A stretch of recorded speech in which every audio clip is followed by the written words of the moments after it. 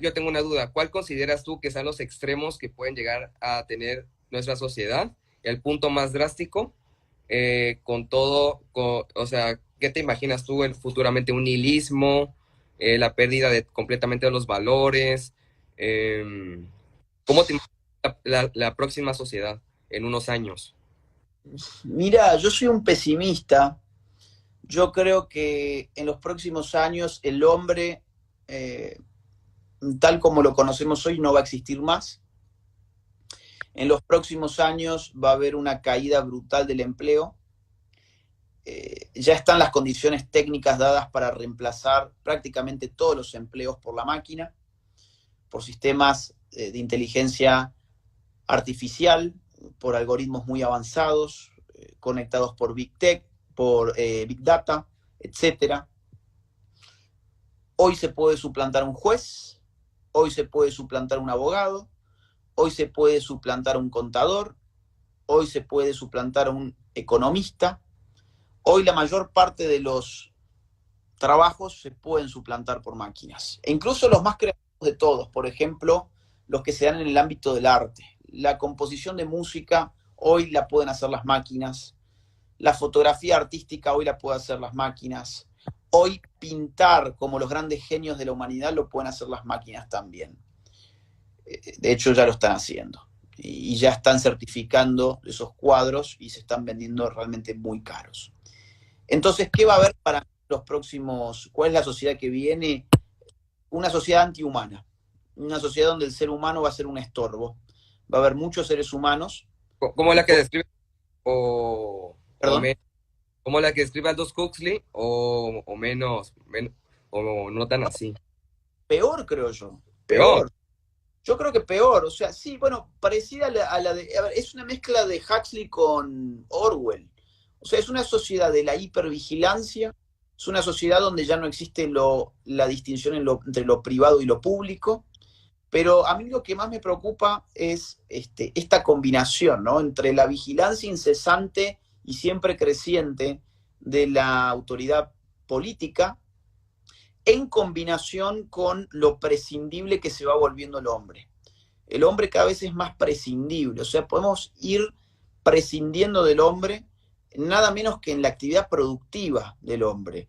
Y esto va a generar un caldo de cultivo para que pase una de dos cosas. O una revolución histórica de magnitudes incalculables, donde va a haber gente que se va a levantar en masa, la gente, contra un sistema que ha excluido directamente al ser humano, o lo que va a haber va a ser una domesticación del ser humano como un gigantesco rebaño de personas que van a estar llamadas a dejar de reproducirse, que eso es lo que ya está pasando, que van a estar llamadas a quedarse en su casa, que es lo que ya está pasando, que van a estar llamadas a recibir alegremente un salario por absolutamente nada, que es lo que ya está pasando. Yo creo que lo que estamos viviendo ahora, y lo voy a tener que ahora sí decir en código para que no tengamos ningún problema, es lo que estamos viviendo ahora, ya sabes a qué me refiero, es un gigantesco ensayo, ¿sí? Es un gigantesco ensayo que va acostumbrando a la gente a debilitar sus vínculos sociales, cada vez menos vínculo social, cada vez lazos más empobrecidos, cada vez menos contacto. De hecho, el imperativo social de nuestra época es totalmente antisocial. Vos fíjate, el imperativo social de nuestra época es: cuanto menos contacto social tengas, más responsable sos socialmente. Lo repito, cuanto menos contacto social tengas, más responsable sos socialmente. Con lo cual, ese mandato te lleva a la destrucción de lo social. Y claro, ¿por qué hay que destruir los lazos sociales? ¿Por qué hay que destruir lo social? ¿Por qué hay que acostumbrar al hombre a tener miedo? ¿Por qué hay que acostumbrar al hombre a quedarse en su casa, a recibir las cosas en su casa, a trabajar desde su casa, a llamarse desde su casa, a no hacer nada fuera de su casa? Bueno, porque en la calle se dan las revoluciones y hay que empezar a domesticar al hombre porque en poco tiempo todos esos hombres van a ser ejércitos de desempleados a los cuales además hay que darles salarios básicos universales, que es lo que el Fondo Económico Mundial está impulsando en unos años, previendo esto que te estoy mencionando. Puedo decir algo, yo creo, en mi opinión, un ámbito que ha salvado al hombre, yo creo que es la fe o el cristianismo. Eso es algo que yo considero. Porque, ¿qué es lo que te da? Te da, ¿cómo te diré? Reúne a las familias, te da una disciplina, te mejora tu moral. Y yo creo que eso es algo que ha detenido que nos masifiquemos por completo la fe. Sí, sí, yo coincido 100%. Y incluso me animo a decir más allá de la fe cristiana, la fe en general es algo que al hombre además le hace superar el miedo a la muerte. Y vos fíjate que si hoy estamos siendo manipulados por algo es por el miedo que tiene la gente a morir. La gente al no creer en nada más que lo que pasa en esta tierra, está desesperada por no dejar esta tierra, porque sabe que no hay nada más allá de esta tierra, por lo menos las personas que no tienen fe. En cambio, las personas que tienen fe entienden que el paso por esta tierra es un paso, pero luego un paso. Y eso a ver, eso te libera de muchas cosas. Yo creo que la fe no es una cárcel, al contrario, la fe es liberadora. La fe, en primer lugar, es liberadora del miedo a morir. La persona que tiene miedo a morir es esclava. Es esclava. A ver, si yo tengo miedo a morir, si yo tengo pánico a la muerte y yo quiero ser consecuente con mi miedo a morir, yo no puedo salir a la calle y cruzar la calle porque yo puedo morir siendo aplastado por un auto. O puede venir un ladrón y pegarme un tiro para sacar mi teléfono celular. En cambio, una persona que entiende que esta vida es un paso hacia otra cosa más, hacia otro tipo de vida, bueno, no encuentra mayor inconveniente en morir. Y hoy las personas que más libres están viviendo esta situación actual son las personas que no temen morir.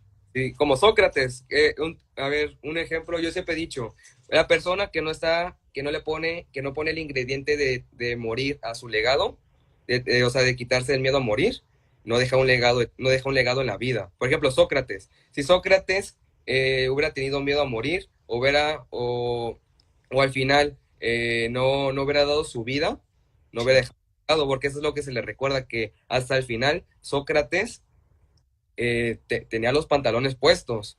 Y yo creo que eso ha sido algo que, si te pones a ver alrededor de la historia, que las personas que nunca tuvieron miedo a morir son las más recordadas. Jesús, los apóstoles, son los más recordados porque nunca tuvieron miedo a morir por su responsabilidad.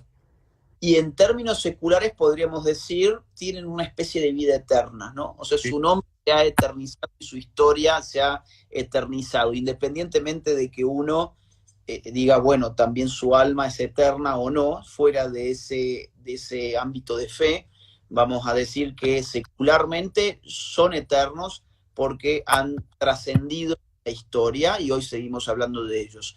Ahora, vos fíjate que además no tener miedo a morir es algo que te permite enfrentar las injusticias, porque enfrentar las injusticias evidentemente es peligroso.